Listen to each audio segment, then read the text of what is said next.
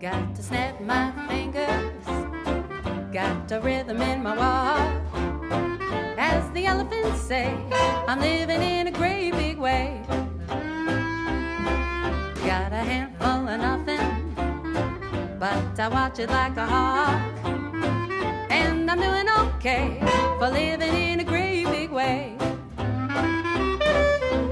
I'm the salt in the ocean, I'm the sun in the sky.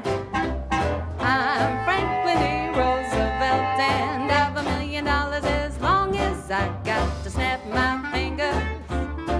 Got a rhythm in my walk. Got the devil to pay for living in a great big way.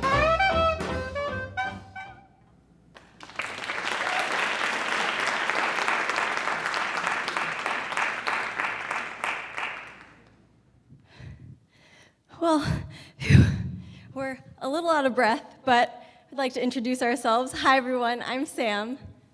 And I'm Calvin. We're Lindy Hoppers, or swing dancers. That means we do a dance called Lindy Hop. Lindy Hop is a social dance that evolved in the 1920s and 30s alongside the evolution of jazz music.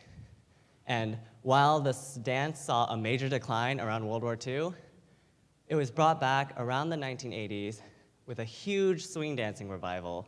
And thanks to important figures like Frankie Manning, here we are today, with the dance very much alive. In fact, here in the Bay Area, you can go dancing almost any night of the week and walk into a room full of people, all, maybe close friends with each other, maybe strangers, and they're all dancing together and eager to dance with you.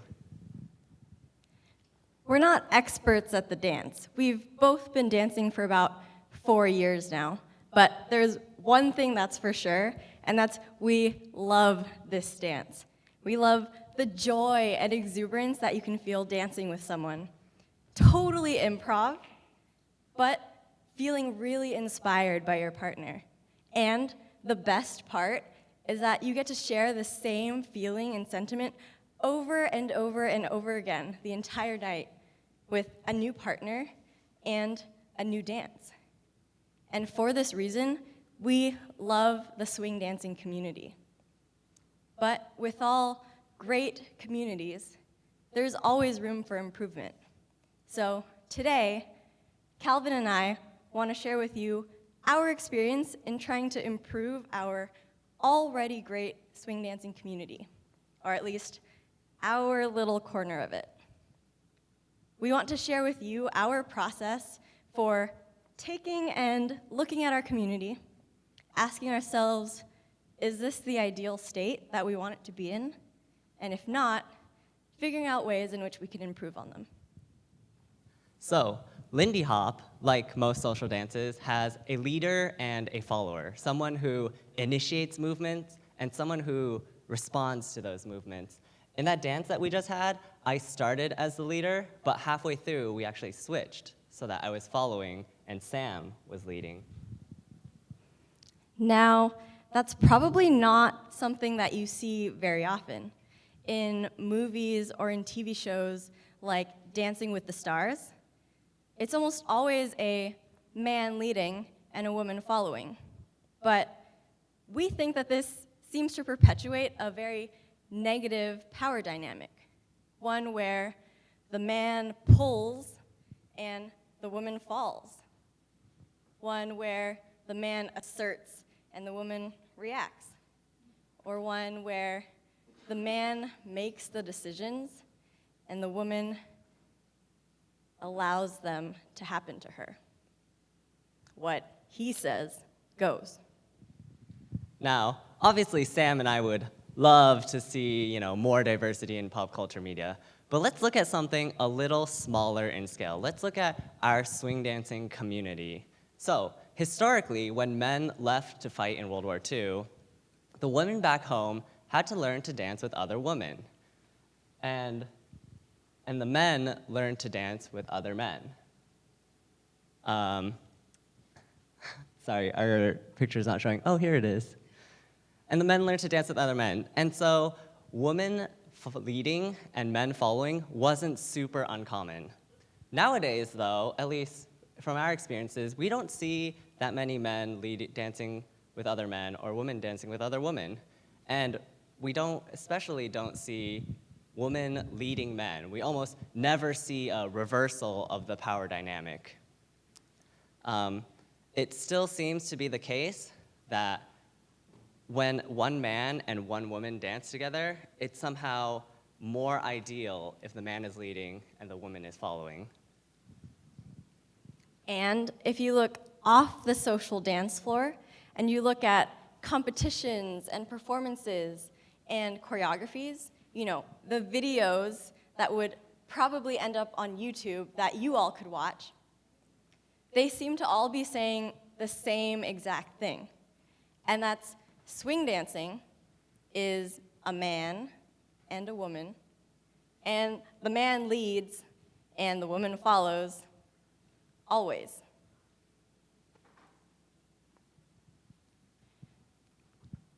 But don't get us wrong.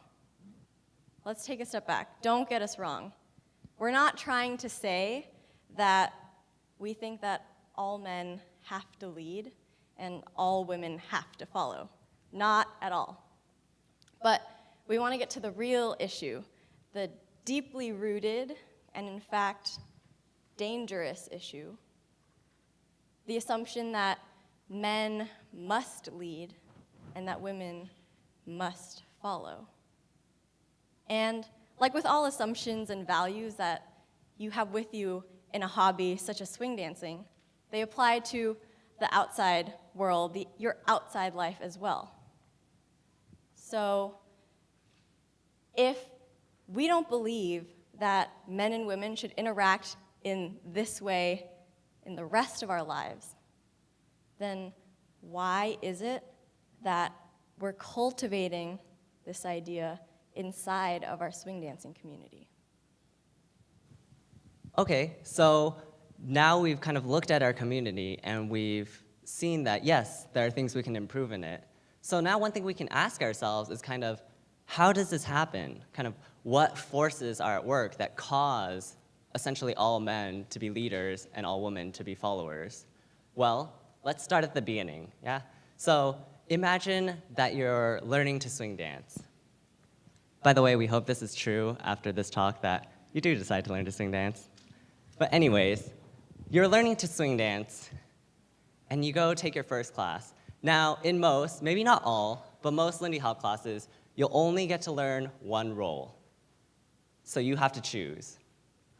Sam and I have found that in a lot of swing dancing classes, there are elements that kind of perpetuate a gendered status quo. You walk into the class, and all the teachers are always a man leading and a woman following. Maybe the teachers start off the class by saying, let's have everyone get into pairs. And then everyone kind of automatically pairs up, one man, one woman. Maybe the teachers use gendered pronouns like she and him when they refer to followers and leaders. Even something as simple as splitting the class geographically. Maybe the teachers say something like, let's have all the leaders stand behind me on this side of the room and watch my footwork. And let's have all the followers stand on that side of the room behind Sam and watch her footwork. Well, that can be a little bit of a tough situation if you don't want to be, say, the one guy standing on that side of the room surrounded by was otherwise all women, because maybe you feel like that makes you stand out a little too much. Or maybe because you'll feel awkward when someone, in a really helpful manner, kind of taps you on the shoulder and is like, hey, buddy, I think you're on the wrong side. Guys are on that side, right? It can be a little scary already, we know, to learn to dance, going out there and learning to dance. That can be a little scary, and, it's scary enough without having to challenge gender norms at the same time. And when you're finished with your classes, it's off to the social dance floor. But the social dance floor in swing dancing is totally different than, say, maybe homecoming or prom, right?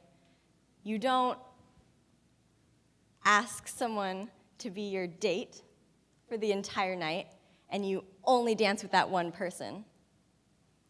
In swing dancing, social dancing means that you go to a venue by yourself, and then you get to dance with lots of different people. They may be friends, they may be acquaintances, but they could also be strangers. So with that in mind, let's get back to Calvin's scenario. You've just finished your classes, and you're super excited to get to social dancing. Maybe a little nervous. You stand at the edge of the dance floor, waiting, watching the other dancers, and hoping that someone will ask you to dance. And sure enough, someone will probably ask you to dance, but it won't just be anyone. If you're a man, women will ask you to dance. And furthermore, they'll also assume that, well, you're a man, so you must know how to lead, right? And vice versa. If you're a woman, men will ask you to dance.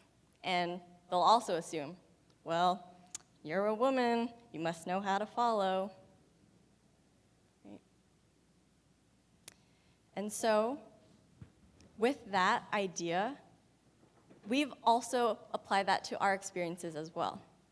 In our experiences, we found that people who learn the role that quote unquote doesn't match their gender, for example, if you're a woman who learns how to lead first, you have a much harder time on the social dance floor. After all, if you're a woman who only knows how to lead and men keep coming up and asking you to dance, expecting you to follow, well, either you get really lucky that that man also knows how to follow, or more likely and more commonly, you can't dance. And so now we kind of have a coherent explanation maybe for why when you watch media of swing dancing, competitions and videos, performances, all the men are leading and all the women are following. If you're going to dance in front of a crowd, maybe in front of a few cameras, you probably want to look good or, maybe at least look your best. So you're probably going to dance in the role that you spend most of your time in classes and in social dancing doing, right? And, well, there you have it. From the classes to social dancing to now performances and videos on YouTube, we've analyzed and explained why dance roles are so ingrained in gender. So, now what? Well, luckily, we're not the only ones talking about this. Fog City Stomp is a local event in San Francisco that really makes it a point to be progressive in what they do. For example, they hire women in underrepresented roles, such as MCs and DJs and musicians. And they also enforce that teachers don't use gendered pronouns when they're teaching. And they also help to promote a safe dance space by having a very clear code of conduct. And even right here in Palo Alto, there's a weekly swing dancing venue called Wednesday Night Hop. And it's a weekly venue that has classes and social dancing every Wednesday night. And they're also a force in which they're creating a progressive environment for dancers here in the South Bay. And what about us? Well, we are on the organizing team of a new event called The Switch. It's a weekend-long workshop being held in San Francisco that's focused on breaking down gender norms. We think that this is an opportunity for us to kind of address a lot of the, coercive forces and issues that we just described.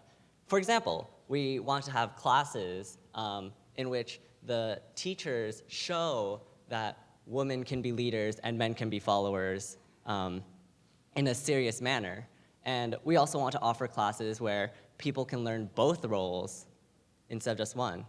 But we also want to offer classes where people can choose to learn one role, but not have to worry about feeling awkward about the role that they chose. And We also want to have role markers, these buttons that say, I know how to lead, or I know how to follow. And you could even wear both at the same time if you wanted to. Just so gender isn't the primary thing that we use when we are trying to find someone to dance with. And we want to push the word ambidancetrous, kind of like ambidextrous, as a term that people who dance both roles can identify with, even if they do one role better than the other. After all, if a man takes one class as a leader and everyone calls him a leader, then a woman who dances as a follower for 5 years and then takes one class as a leader is going to be just as good a leader, if not probably a lot better. And so we hope that this kind of helps to change our language and separate and kind of decouple the words leader from man and follower from woman. And for the switch, what are we really hoping for? We're hoping to create a safe dance environment, a safe dance space. And we want to promote these thoughtful interactions between leaders and followers, and men and women, but also new dancers and experienced dancers.